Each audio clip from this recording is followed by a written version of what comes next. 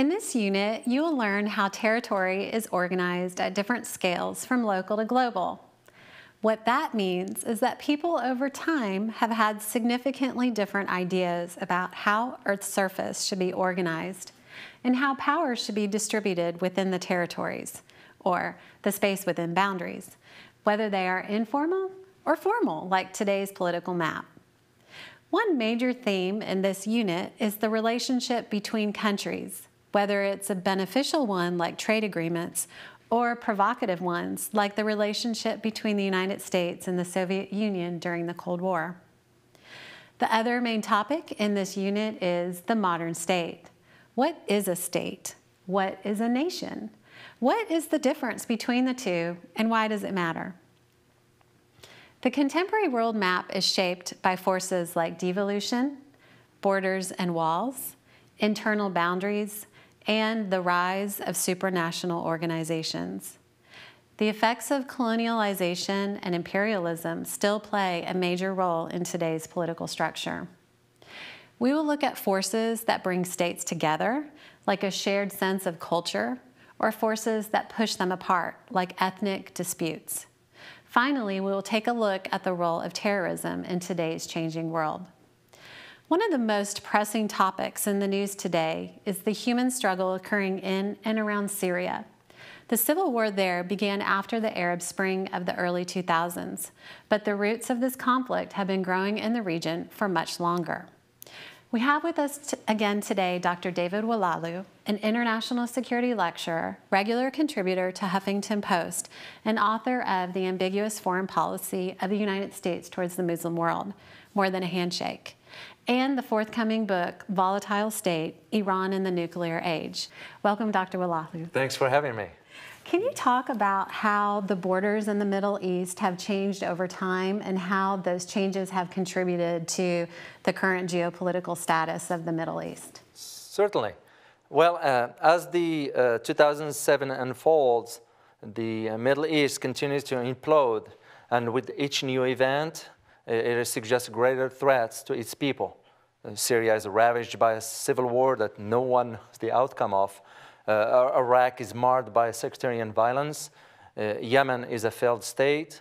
Then add to that the security and political instability in Iraq, and also the tensions now between Saudi Arabia and Iran. And what you have basically is a volatile stew of conflicting passions and ideologies.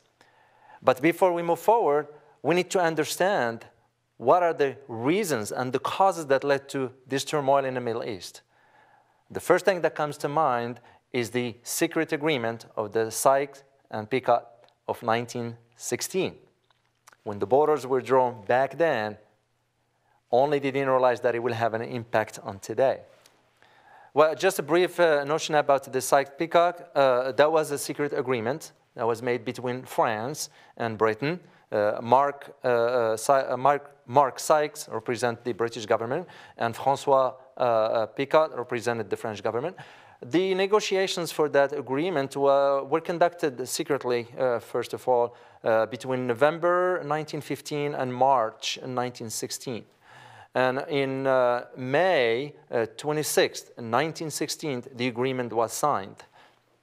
And the deal was, as we see on the map here, the deal was that the A part will be given to the France, will be under the control of France, and the B part will be under the control of Britain. And this is why, till today, you still see, for example, in Lebanon, people speak French over there. Yeah. And the deal was, as the Sykes and Picot agreement highlighted back then, that Lebanon will be under the control of France, which will be also a haven for Christians at the time, the Maronites and the Druze. On the other hand, you get the Palestinian territory, which was at the time around the Bekaa Valley, which with the main population of Jewish people. Then you have also the Bekaa Valley, which was given to a land between the two rivers, was given to the Shia. And also you have now the sectarian Sunni Muslims, mainly in Syria. So what we see in today in the Middle East is a reflection of that secret agreements that Sykes and Picot made without taking into consideration certain aspects. There are three major points that I'd like to highlight as to the outcome of this agreement. The tribal lines, which means borders. If you look at on the Middle East now, with all the countries where they are, there's always those made-up borders, but those borders are made up without the context of the tribal mindset on it. So when the SAIC and PICACAT made those borders, they did not take into consideration the impact of the tribal mentality, and that's how the Middle East is. And the third problem has to do with the emergence of nationalism. And that's what emerged in the 50s with Jamal Abdel Nasser in Egypt, followed by Syria, Hafez al-Assad, followed by Muammar Gaddafi in Libya, and followed also by Saddam Hussein in Iraq. So you take that into consideration with the younger generation now, where the younger generation has sort of reacted to that agreement. Your best example for it is the Arab Spring of 2011. So the Arab Spring was not about democracy. The Arab Spring was about social injustice. Because with the population, as a matter of fact, if you look at just the last 2 or 3, actually the last 4 decades, the population in the Arab world has increased dramatically to about 330 million people. And the interesting aspect is, out of the 330 million, 2/3, which is about 220, are under the age of 35. Now, check this out. The age of 35 with nothing to do, unemployed. That's a recipe for terrorism recruitment. And that's exactly the source, because the source of the problems and part of the conflicts in the Middle East, because you get lack of economic opportunities, failed education system. You know, the resources of the countries are only controlled by the few.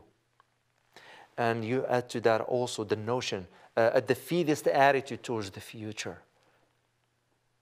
And you take all that into consideration to see how the SAIC-PICAC agreement that was done a century ago still impacts the Middle East till today. Thank you, Dr. Belalu. My pleasure. Students, you will learn a lot more about these complex and important topics in Unit 4. And overall, what we really want you to do is to learn to think about these issues. There's no easy solutions, but the more we educate ourselves on the issues, the root causes, and the geopolitical and geographic perspective, the better we are to make the world a much better place.